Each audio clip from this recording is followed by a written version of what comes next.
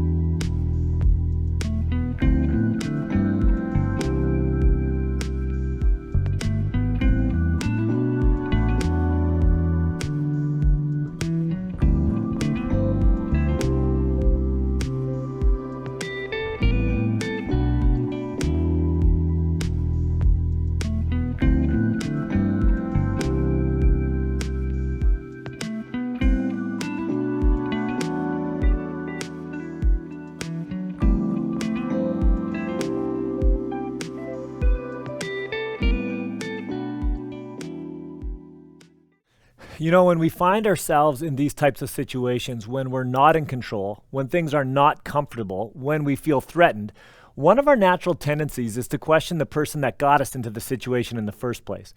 And there are generally three types of questions we're asking. Number one is like, are you wise? Do you know what you're doing? Number two is like, is this good? Do you even care? Number three is, are we going to make it? Do we have the power to see it through? You know, these were the types of questions the Israelites were asking God after they left Egypt and found themselves wandering through the wilderness. Quick recap. This year we've been going through the story, and currently we are in the middle of the Israelites' journey from Egypt to the Promised Land. The Israelites, God's people, had become slaves to the Egyptians. They were treated terribly, and they cried out to God. And of course, God heard them, and he sent Moses and his brother Aaron to Egypt to lead his people out of the country and into a new land that he had promised them. Everyone was pretty excited when they were finally released from Egypt. I mean, who wouldn't be? But after a bit of time in the desert, when things started becoming uncomfortable, the Israelite people began to complain a lot. And not just complain. They began to question the goodness, the wisdom, and the power of God who had created them, saved them, and called them to a new way of living. We pick up their journey on page 72 of the story, or Numbers chapter 11 in your Bibles. Listen to what it says in Numbers chapter 11, 1-6. And the people complained in the hearing of the Lord about their misfortunes. And when the Lord heard it, his anger was kindled. And the fire of the Lord burned among them and consumed some of the outlying parts of the camp. Then the people cried out to Moses. And Moses prayed to the Lord, and the fire died down. So the name of that place was called Taberah, because the fire of the Lord burned among them.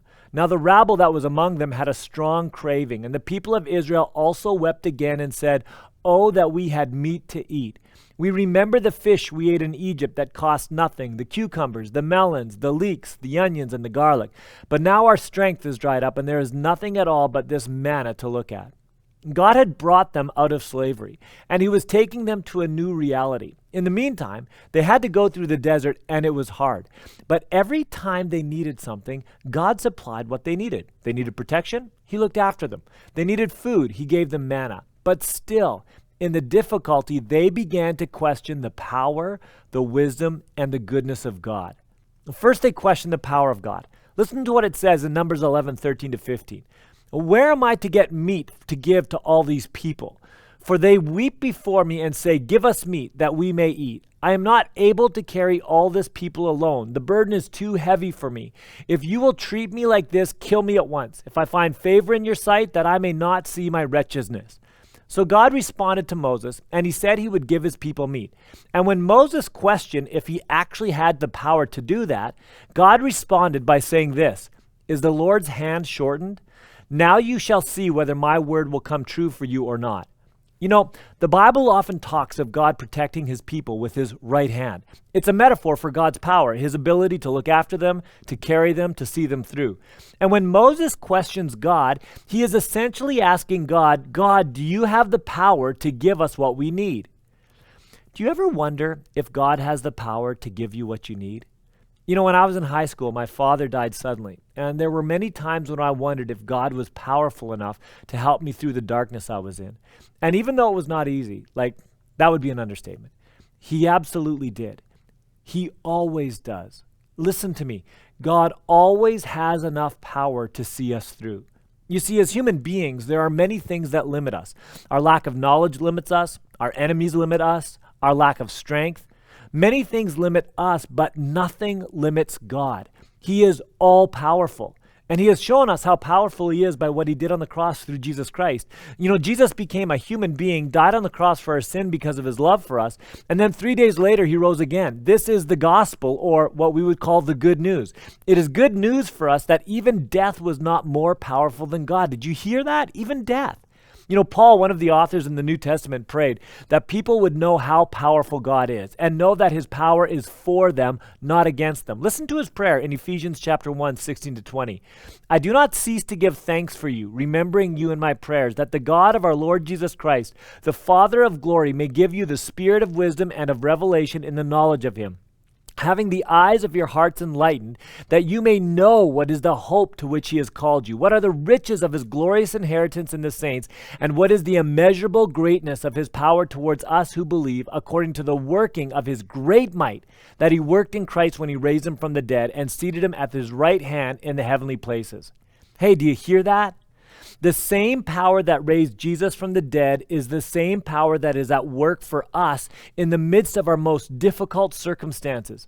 We can have hope because God's power is for us, not against us. Hey, why don't you take a few minutes and just talk about that in your groups?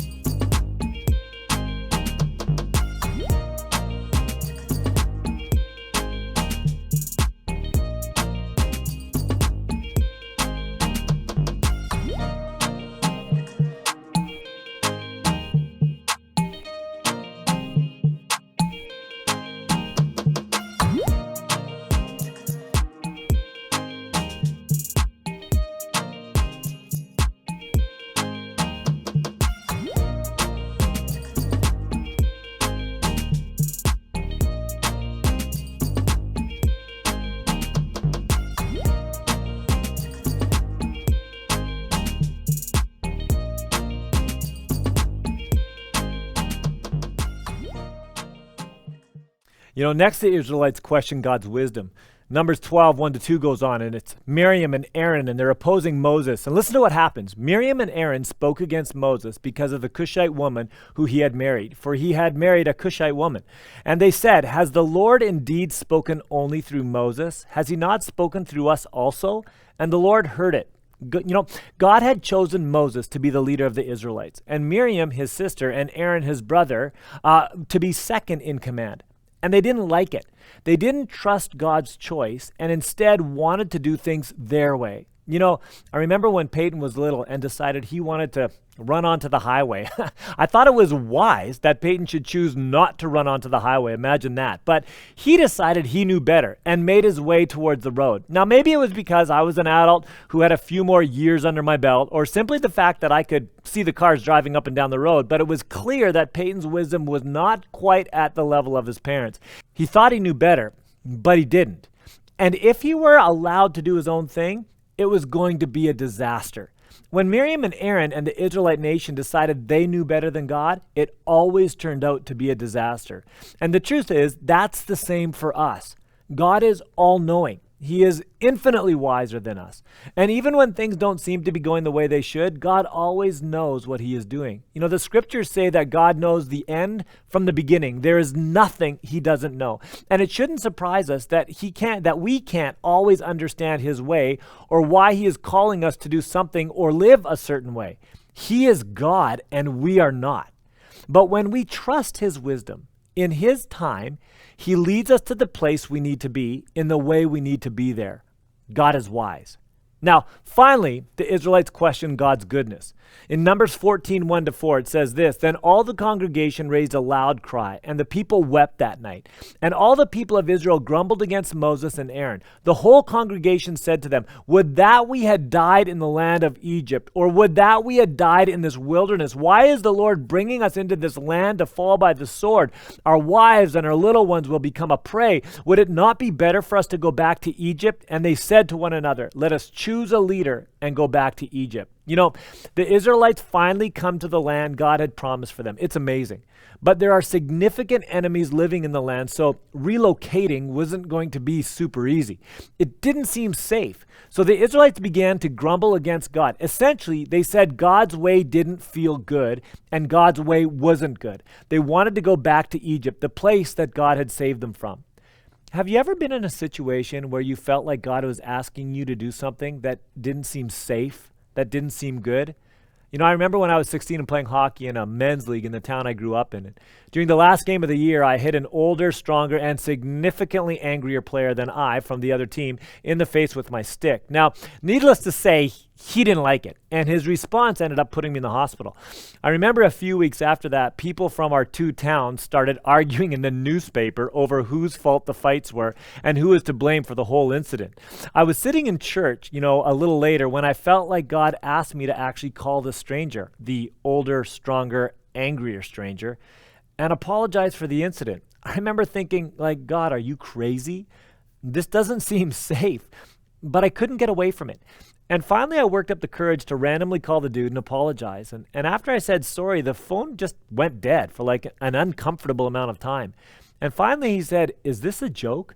And after I explained to him that it was no joke, that I was in church and I felt like I needed to say sorry, it completely changed our conversation and the way we related to each other. It was incredible.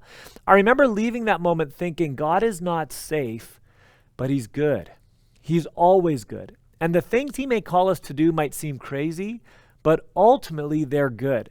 Hey, I want you to take a little bit of time talking about the wisdom and goodness of God. There's a few questions that you guys can work through.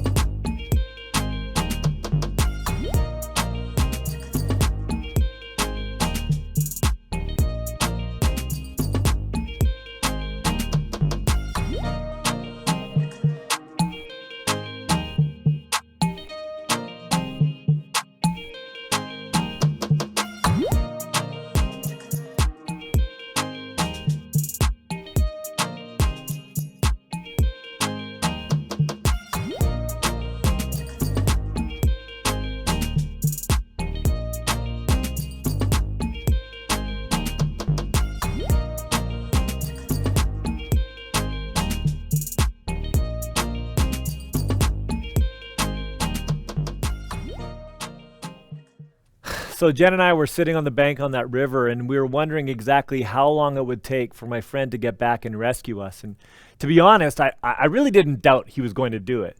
This wasn't the first time my friend had helped people in tough situations. He had the means. I mean, dude owned a helicopter. How cool is that? And he really cared for people, including us. I knew I could trust him. And sure enough, it was about 2 hours later that we heard the sound of a helicopter coming down the canyon, and we were rescued. You know, adventures are super fun when you happen to have a helicopter. Unfortunately for the Israelites, they chose not to trust God, and instead they did their own thing, and the consequences were real and significant. A whole generation missed the promised land.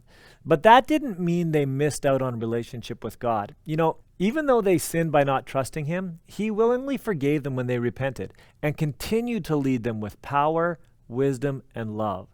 You know, Numbers 14:18-19, near the end of the story, it says this: "The Lord is slow to anger and abounding in steadfast love, forgiving iniquity and transgression, but he will by no means clear the guilty, visiting the iniquity of the fathers to their children, to the third and fourth generation. Please pardon the iniquity of the people according to the greatness of your steadfast love, just as you have forgiven this people from Egypt until now." You know, God is the same with us. At some point, many points for most of us, we miss it when it comes to trusting God. But his incredible love invites us back into relationship when we confess our failures and turn back to trusting him. He is so good to us. Because Jesus died for us to forgive us, we can have relationship with the Father. Hey, maybe there's an area of your life that you have not been willing to trust God with. As long as you breathe, I want you to know that it is never too late to trust again, because God is always powerful, always wise, and always good.